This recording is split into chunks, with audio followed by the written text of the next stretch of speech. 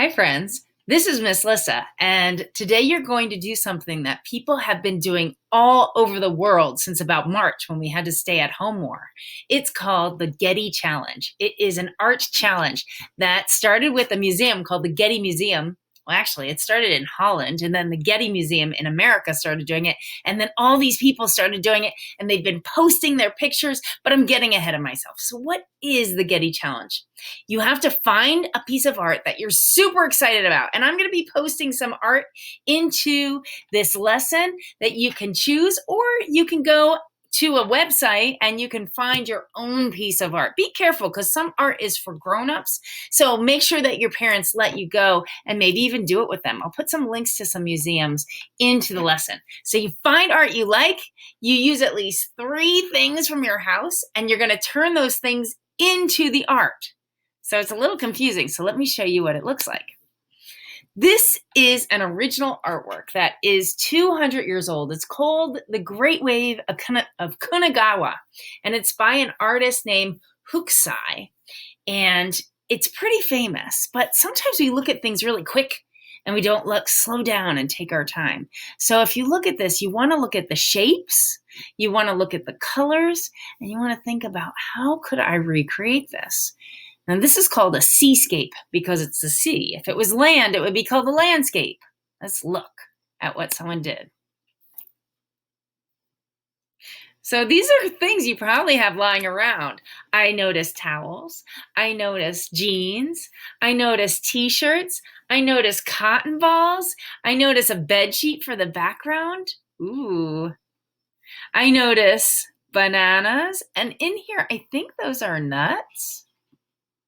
Let's go look at the original again. So we have the wave as it moves. We've got the colors. We even have little shapes and big shapes. We've got the boats, and here are some people's heads. That could be the nuts. And up in here, that's actually the artist's signature. And so let's look how that great challenge artist person did it. Ooh, they took a toilet paper roll and smashed it and wrote a name. So let's look at a few more because it's super exciting. Now this art is a portraiture. It's actually over 500 years old. And here it is on the left. It's called The Laughing Fool. And here's the recreation on the right. Look at the details that this artist on the right did, even down to a picture in the background and a picture in the background here. You got a sticky note on the wall and a sticky note here. Now I want to point out this.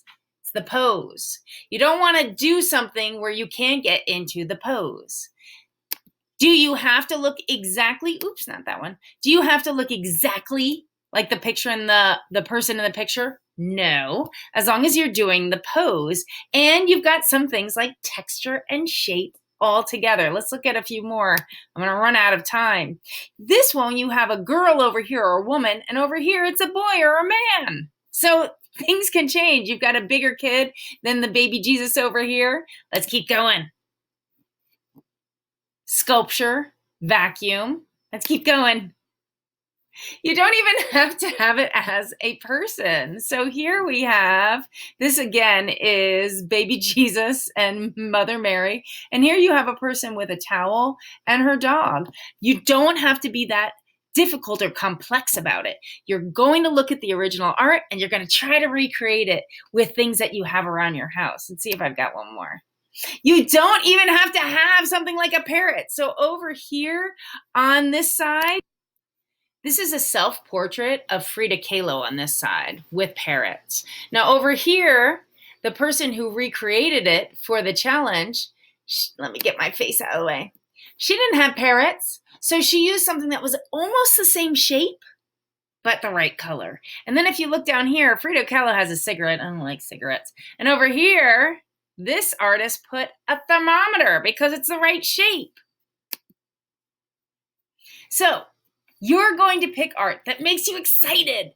You're going to have at least 3 things from your house, and you're going to recreate your art. Then you're going to take pictures and you're going to upload them into Seesaw.